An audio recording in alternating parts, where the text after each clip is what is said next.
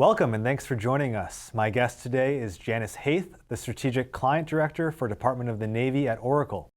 Janice, it's good to be with you. Thank you for welcoming me. Yeah, absolutely. And you spent more than 3 decades in government, including the last 6 years as the Navy's Deputy CIO. I'd love to just learn a little bit more about you and your experience with these big government enterprise IT issues. Yeah, so working for the Navy, I was actually the U.S. Navy Chief Information Officer. As I tell people, the Department of the Navy has the Department CIO, but then they have the 2 service CIOs, Navy and Marine Corps. So I worked for three stars, and I was the consistency as the civilian executive. And so I was responsible for policy, compliance, the oversight, interacting with our sister services, the defense agencies, on whatever was going on relative to IT, whether it was enterprise or whether it was our tactical activities. So that ranged from upgrading to Windows 7, 10 when we were doing that, using the CAT card for secret access to our networks, to just basic things like cyber hygiene. And I think after the breach with OPM, it became a major focus, and that was what we worked on extensively. And then, everybody had their own cyber issues going on at the same time too. Sure. So yeah. And those cyber issues continue today. And they do. Yeah, and they do. That's a lot of technology change in over 34 years. And so now you've been at Oracle for about 5 years, 4 years now. Yeah. And so you've got a lot of experience, both public and private sector now. And I guess I'm wondering, do you have any reflections on how cloud computing is changing the role of the CIO in government? Yeah, so when I was at Navy, I was one of the first CIOs in the Navy to implement the cloud first strategy. We had to move to the cloud. We started with the data center consolidation. It was a challenge. I used to tell people we had these server huggers in the Navy where if it's not sitting in their closet or by their desk, they didn't want to give it up. We're like, but it's what you do every day in your personal life. And so it was a transition. So I think it's been a challenge relative to everybody embracing it. But I think the bigger challenge is we have so much. The DoD has so much information. And what do you move into the cloud that you need right away? And what do you put in like a cold storage environment that you don't need? You may need to keep it for retention based on the law, but you may not need it right away. And so you could do that. And so that's a challenge for people. Plus, I think the other challenge is workforce. The workforce needs to have skill set retraining, but there's also this fear of loss of jobs. And that's an issue that not just Navy, but everybody dealt with. And you also have to address that with Congress, because Congress is concerned about the constituents in their jurisdiction, and if there's a major change in the job workforce, does that mean a loss of jobs? So you have to look for some balance. And that was, I would say it was one of the most challenging things we had to deal with, is explaining to Congress what we were going to do. Yeah, always smart to consult with them first before you Correct. make any big changes.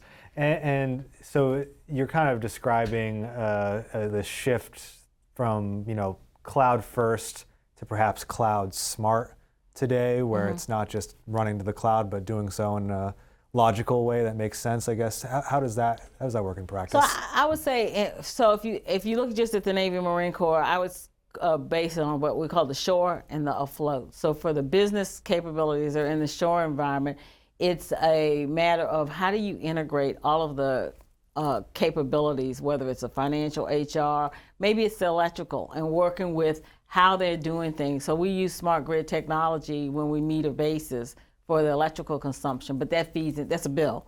And so you have to pay the bill to somebody. So how does that feed into the financial system, and how many people do you need? So it's a circle, and I look at it as a good way to do business because it gives you better granularity of your information. And it also allows you to implement some capabilities like blockchain for transaction-based, so you can see what's going on relative to your outlay of expenditures.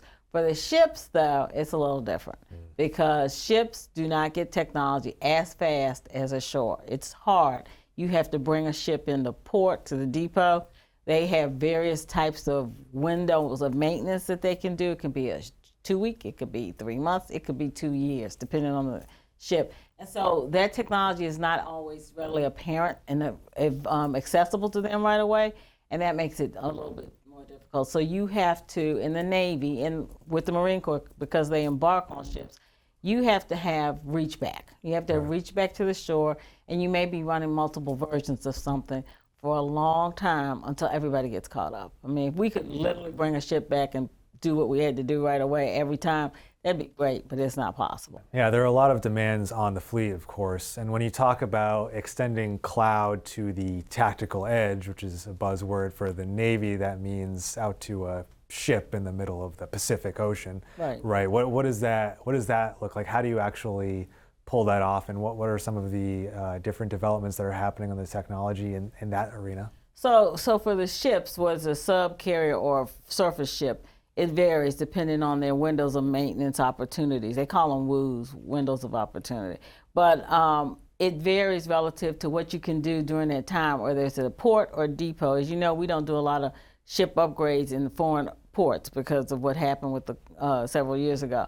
So you try to do them, they schedule them, but it's a massive feat because you have to have the people, you have to have the supplies, you have to have the port accessible, you have to have the communications in place, and you have to literally have the personnel. They take it off, they bring it back in, and they have to test it, and they have to make sure that there's some processes internal that they have to go through. So it's not an easy feat, which is why it can't be done all at once and everybody gets done every year. It could average once every 3 years. You might see a ship in for a major upgrade, or it could be once every 3 months, depending on what part of the world they're in, and it just varies.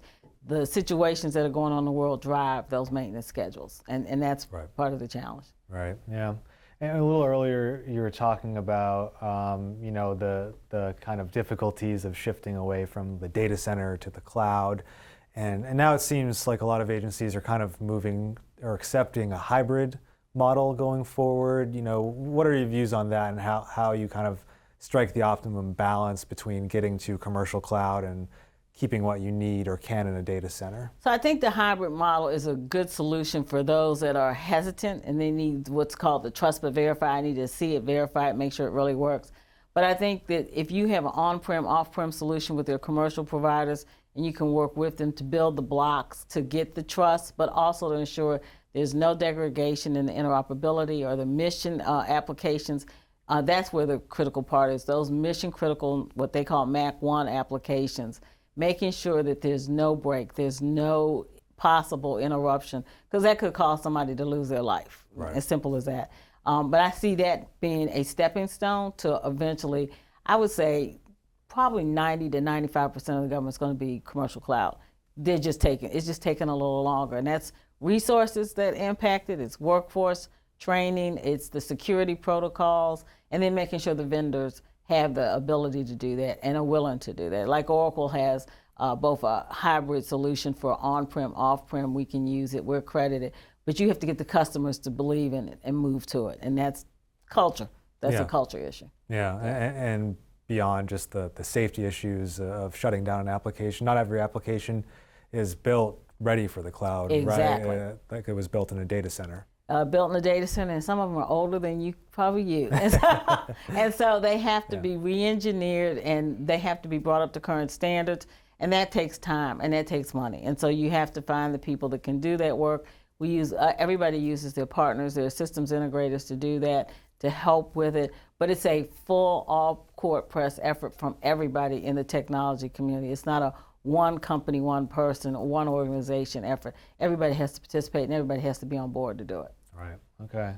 And so Oracle is one of 4 companies selected to compete or participate in DoD's new Joint Warfighting Cloud capability, a big shift that was announced last year where DoD is going to go to a multi-vendor approach for enterprise cloud. And I guess I was wondering if you could describe how are you going to make sure Oracle's services stay up to date, the offerings stay up to date within that program to stay current and relevant to DoD's needs? So I think that's where we have the engagement. People like myself, we have a strategic client director for all the services, and we engage with the seniors to talk to them. What are your requirements, not today, but what is your requirements for the future, 3, 5, 7 years out, so they can properly plan and budget. But as technology changes, how can we help you? We can do pilots with you. Maybe we do a pilot, I'm making this up, but like on a carrier. How do we do a pilot on a carrier that allows you to take advantage of our autonomous solution, or how we're doing machine learning? What's it going to do to help you execute that mission in the tactical environment. Same on the business side, you might do the same with the human resources or the financial. Where do you ingest those new technologies, but do it in a pilot to see what works, what doesn't work. And then you have to go back and work with them to figure out, this didn't work, so what do we need to do to improve it, fix it so it does work, or it worked great, so let's keep moving with that. But their requirements are drivers to what we build for the government sector, and that's most critical. And so you have to do it with a partnership. It's a partnership. Sure. And so what do you see as some of those requirements that you're hearing from your government clients today as some of the most pressing requirements? Autonomous, baking in autonomous, using that capability, definitely with artificial intelligence. I mean, we have lots of solutions in Oracle for artificial intelligence that'll help with the business process. That requires the government to look at their business process and say, should we be doing this process this way? Can we use technology to better it? And then maybe you have to cut out the human, which gets back to the workforce issue. But constant engagement, constant dialogue with the customer, and then again, piloting those efforts to make sure that they work. It does execute the mission, there's no degradation, and at the end of the day, the taxpayer sees the benefit from the taxes that they're paying. Right, and as you mentioned, those pilot projects require, of course, a ship to be available, and they're not always available for different experiments, like perhaps we could do an experiment in an office setting or something like that, but that's definitely interesting. Prototyping, of course, has become a big initiative for the Defense Department. And on that front, DoD is moving forward with the Joint All-Domain Command and Control concepts, JAC2. Cloud architecture is very important. Critical. There. Yeah. So how do you see that project moving forward? Do you think DoD is lining things up to one day see that through to fruition? Oh, I think that's coming to fruition a lot faster than people think. I think the Air Force and the Navy, probably the two biggest that will have the biggest use of that right away. You will see more efforts moving toward, I'm making this up, let's just say the F-35, for instance, and using a pilot on that in a domain where there's no hostile environment, just so they can test it and see what works, what doesn't work. I also think it's going to force companies like ours to look at some of these smaller companies and partner with them because they have a little bit more agility, their innovation, we're innovative, but they may be cutting edge innovative, where we're not. We're a little bit more, conservative on ours. I think it's going to require, again, partnership in industry to work together. I think you'll see some consortiums come out of this too, where people will be focused. What do we need to do to help JADC2? And then is there applicability of JADC2 to the commercial sector? How do you bring that into the commercial sector so that everybody benefits from it, not just the Department of Defense domain? Right, and that's interesting. I mean, obviously DoD talks a lot about innovation and working with small companies, and you're saying it kind of takes a combination of big enterprise companies to bring those smaller innovative companies into the environment. Yeah, it's very hard for small companies to get into the DoD environment. It's a capital, it's an issue of capital, but it's how do you get a contract? And sometimes small companies have to partner with the big companies like Oracle to get their foot in the door. And once they get their foot in the door and they get exposure, then they can branch off and get another contract. And so that's something they've been working through for years. And it's a little frustrating for smaller companies, but it's kind of the way the business cycle works. Yeah. Right now.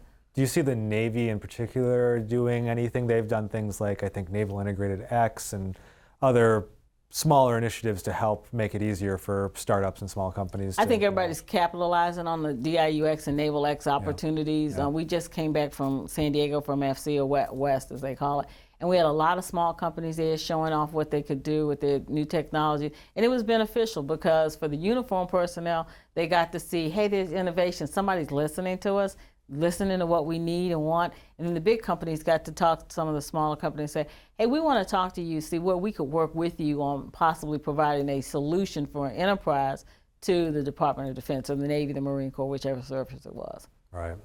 And so on the Navy, about a year ago, your old service, they moved to a centralized cloud approach through the Naval Digital Marketplace. And it seems like we're constantly in this bouncing back and forth between centralized and decentralized approach to it. But how do you see that centralized approach to the Navy working out so far? So yeah, I think the reason there's a constant back and forth is because it's trying to figure out what's the best model that works for everybody. So decentralized, it may have been, and I don't know the whole story, but they didn't have enough people that were trained or qualified to make those assessments. Centralized, you know the pool, you have a pool, You can take it to that centralized office. They have the right engineers, they have the right financial analysts, and they can execute it and probably get it out a little faster. So it may shift again, but for now, I think centralized is probably going to be the easiest way to go to keep moving the needle for cloud.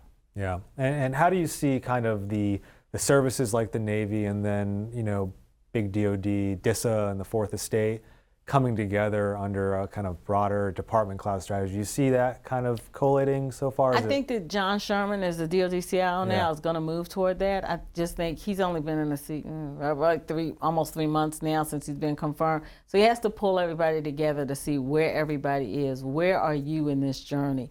So maybe, and again, I'm not saying this to be fact, but maybe the Air Force is further ahead than the Army and the Navy. So what has the Air Force done that we can leverage? Best practices.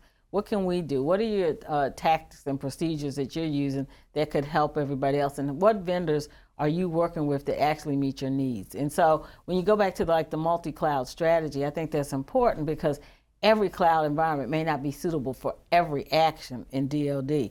And having a multi-cloud gives you competition. It allows everybody to work together, but it also gives you some enterprise solutions that you didn't have before. Right. And I think we've seen from, the DoD CIO's office over the years, policy mandates and a combination thereof of, different voluntary and requirements for the services. But, coming from the Navy, you're focused on meeting the mission needs of the Navy and Marine Corps. DoD CIO's office comes in and says, hey, you need to do this. We need to have this enterprise approach.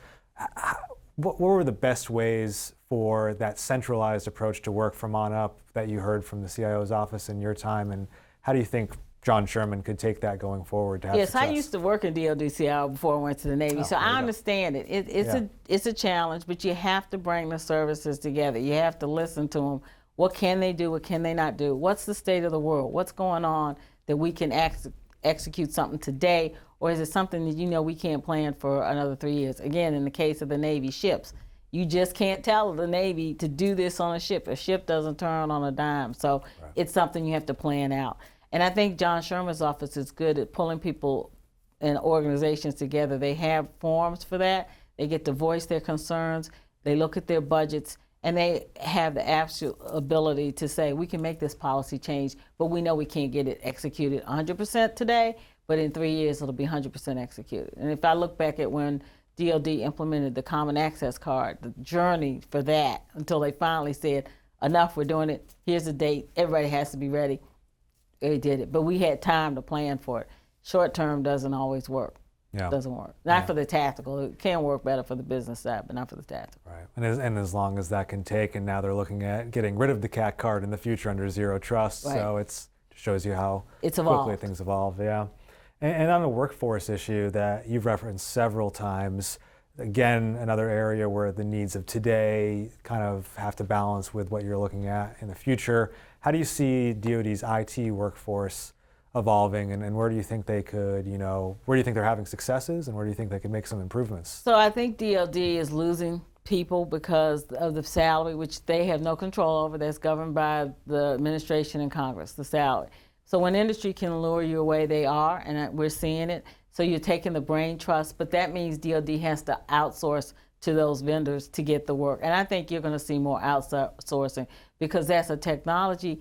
The government provides so much training, but industry provides massive amounts of training that everybody doesn't get the opportunity to do. Their innovation for training allows you to implement those capabilities a lot sooner. You can get that technology sooner because you've got the people that know how to do it. So I see workforce being more outsourced, more lean. Where you have to have people that work for the government, I see them doing it, but I think you're going to see it shrink. It's kind of needs to happen, probably needs to happen. Yeah, I mean, people are going to follow the money where they can get more money, so that makes sense. And is that something that you struggled with in your time at the Navy and in DoD? And what's the right balance from the government approach, knowing that you're going to lose people eventually once they get that big salary offer? How do you kind of negate that and move forward? So you can't really negate it because if the money's better, they're gonna go and you accept the loss. You just have to plan for it. You have to do some better succession planning. You have to go up on the hill and explain to them, when we don't get budgets approved, like they're in a CRA now, that just impacts everybody. It creates such a bottleneck. And then the next year, the way the budget cycle works is they hold you accountable for what you didn't spend. And so that becomes a challenge. So I think the workforce, you're going to have to see them be cross-trained. They need to be multifaceted. So you may have been a network administrator today. Maybe you need to be a database administrator and a network administrator. You know how to do both. Or you know to have the oversight of what the vendor's doing so you can make sure that what they're doing is right, and that's what we're paying for to get. So it's going to be some shifts. It's a mindset shift. It's a culture shift. Sure. And you mentioned bottleneck, and that made me think of supply chain. There's a lot of supply chain bottlenecks these days, and I think in the information technology supply chain, that's been the case. Even before the pandemic, there were a lot of concerns about chips and things like that. In the cloud space, how are you guys kind of approaching supply chain issues and trying to, deliver for customers while managing that? So I think the company had some foresight into that when the pandemic first started. I mean, we did some assistance to agencies, but I think we have enough capability in-house, and we have been able to get our supplies pretty rapidly, but mainly because we're global. And Oracle has a presence in almost every country, so they can get those things from the manufacturers. But I think the other thing that we're doing is we're saying reduce your reliance on things where you have to have that hardware. If you don't really need a chip, let's figure out how to do this without the chip. If you need the chip, we can work to get the chip. I think one of our partners, Intel, is building the new plant in Ohio. That will help. But I think everybody's in the same conundrum on this one. You can't get it fast enough, and when you do get it, what do you make a priority? Is it the chips for DoD, the chips for the hospital? What's the priority here? And that's a different response. Yeah, I think the auto manufacturers would probably have a word there too. All right, so as we come down to our final few minutes, I wanted to ask about, in general, we've talked about artificial intelligence and machine learning and automation a little bit, but what do you see as kind of the key emerging technologies for DoD, with the AI and ML or even beyond that going forward? So I definitely think autonomous AI machine learning is definitely on the horizon. I think that they can't get there fast enough because, again, they have to look at what they can implement it in, and they haven't done all the requisite actions, the studies to look at it. And that doesn't mean a full-blown 2-year study. It means short-term. What business processes can we benefit from? What transactions can we eliminate by using artificial intelligence or machine learning, whichever one it is? I think we're going to see quantum moving forward. We're going to be moving rapidly there. And then the zero trust, how we move our architecture to zero trust. It was Internet of Things before, but why do you need still a device? Maybe you don't. Maybe we need to stop buying computers and laptops and you just use your phone at your desk and you put a little keyboard on it, and that's good enough. I mean, there's a lot of things that are going to change, and the workforce has to change with it. And so aging workforce, not likely to want to change. Millennials, Gen Z, definitely going to want to change. I think you're also going to see more work from home because we've proved it can be done, and it wasn't really a big hiccup in anything. So I think from all those technologies that keep coming forward, the quantum, the zero trust, AI, autonomous machine learning, definitely on the horizon. They'll just take a little longer to get in the government, but once they're in, then you'll see the next generation emerge, what's coming forward. Yeah, definitely. I mean, it shows you how fast technology is changing, is that desktop computers are kind of already being phased out at this point. And yeah, I mean, I think I've heard many people say that the move to the cloud kind of came at the right time because the pandemic hit. It made that a little easier to shift everyone to a work from home. Do you see DoD kind of continuing that in the future to the extent they can? So I think DoD's challenge on that is not the people that work in the unclassified environment, it's the people that work in the classified environment. How do you enable them to do the work from home without breaching security protocols in that vein? But I think the DoD, the federal government's shift to work from home when COVID first started was phenomenal, in my opinion. I mean, they didn't miss a beat. I think it's going to make some changes, particularly if you live in Washington. There's no snow days anymore, so you can still work. Right. Things like that. Just using technology to do what you have to do. Just have to make sure the telecom providers are there, the protocols are in place, and we have sufficient bandwidth to execute. And don't click on any weird-looking links. That's right. Don't do any phishing. Definitely. All right, Janice, thank you so much for taking the time today. You're welcome. Thank you. All right. Again, I'd like to thank today's guest, Janice Haith, the Strategic Client Director for Department of the Navy at Oracle. I'm your moderator, Justin Doubleday, and you're listening to Federal News Network. Now let me send you back to the studio for more on the DoD Cloud Exchange.